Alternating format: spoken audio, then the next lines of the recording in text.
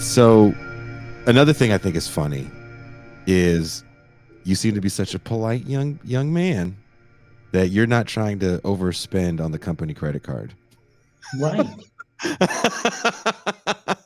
And you we don't want cash receipts. You got to go charge it anyway.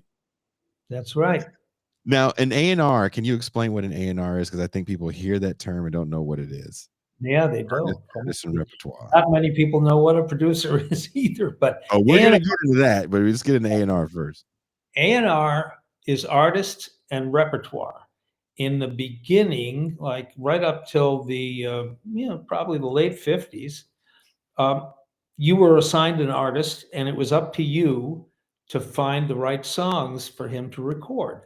Mhm. So I would be assigned Frank Sinatra, and I would try to find a song like My Way or New York, New York. And we had pianos in our offices. I still had a piano in my office when I got there in 1970 because publishers would come in and songwriters would come in Mhm. and play the song for you right in your office. Um, Later, when the singer songwriter came around, um, the A&R person became really just a talent scout and would supervise the making of the records for certain artists that were assigned to him. So, I was a talent scout. I'd get cassettes and reel to reel tapes from managers and agents and lawyers, people who were involved and had an artist or an act that they wanted to sign. And if I liked it, I would go see the band or the act, um, whether it was uptown to a club or out to California. Now, You I want to talk a little bit about that because that's also something of a bygone era of sending in your music blindly to a label unsolicited and Yeah. having said label listen to it. Last I heard is when people were dealing with labels like that, um, it was kind of bad news to open up that stuff and listen to it because there had been quite a few lawsuits about copyright and stuff like that. Or Oh, is it still a thing? I Listening to don't know. unsolicited music, you So don't. I don't think they. I don't think people get. You know, they don't get music delivered to them anymore. They search for it and online somehow. And my son is in A&R Oh, at, at Warner Records in LA. Yeah, what? yeah, he's a VP of A&R, and we can't really talk about music that much because I don't understand Mhm. too much of what he does and how he does it. Um, they don't go out and see live acts too much anymore. It's a shame. That was the whole thing. Let's see if these guys can deliver live. That sounds good.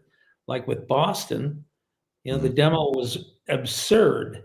It was totally finished product and fantastic, but we had to see them live to What make did sure. was live show still that important? Was the ticket sale still important?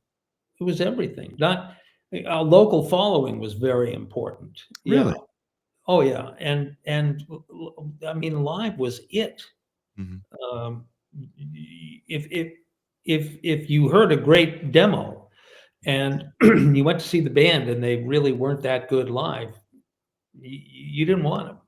At least I didn't want them. Who was a band that knocked your socks off live in your A&R days? You were like, "This, I'm blown away." Mother's Finest Ooh. and the Producers, both instant. I said, wow, this is it. This is a home run, a Mm, grand slam home run. And they both wound up being basically cult bands. And mhm. I loved them both. And I made 2 albums with each of them, and God, it was disappointing. So, but they were just knock your socks off, really. Just the best. There were others that were good too, but Mm. not like that. Why do you think in Mother's Finest case, they don't have a certain amount of commercial success? Do you think they're just too ahead of the curve when they're coming out? They were at the time, Living Color came sometime afterward, Way after, yeah. right? And I think that Mother's Finest may have opened the door a little bit for them. But as I wrote in the book, the story from the promotion department was too black for white radio, too white for black radio, really hard to promote, fell between the cracks. Mhm. It was terrible. It's easy to blame the label for some unsuccessful albums that you produce, Mhm. um, and I don't, except for one or two, and those Those are are 2. It's that that that's it's, I like the fact that we're getting on this because there's black groups that I like that I felt never got a fair shot in the similar vein. I'm yeah, a little younger, so for me, it's Fishbone is that band where do you classify them? uh-huh, Labels still have a black music division, um, yeah, but yeah. here with a group like Fishbone or even, talking about someone like Mother's Finest where you have, it is kind of funky, but there's a rock edge to it, and for some Oh, reason, yeah. there's and I think that's finally fading. Mhm. Where you can say, "Okay, regardless of the color of these people, this is gonna hit. Regardless, it's gonna hit. Let's put it out there. Oh, This yeah. is good music. But It's good music." they just But they incinerated the stage. They were superb, and I don't get it. I don't understand why nobody was interested in them except me at the time. And the same thing with the producers, the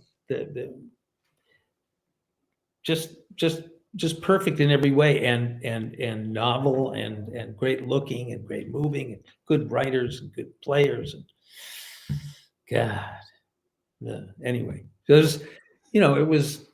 was their favorite musicians were Zeppelin, mhm, and you had a mixed band. mhm, It was just, I don't know. We had we had fun. I was very disappointed, and I feel bad for both of those acts because they put their heart and soul into their work, and their product was really fantastic, and no one really can explain why.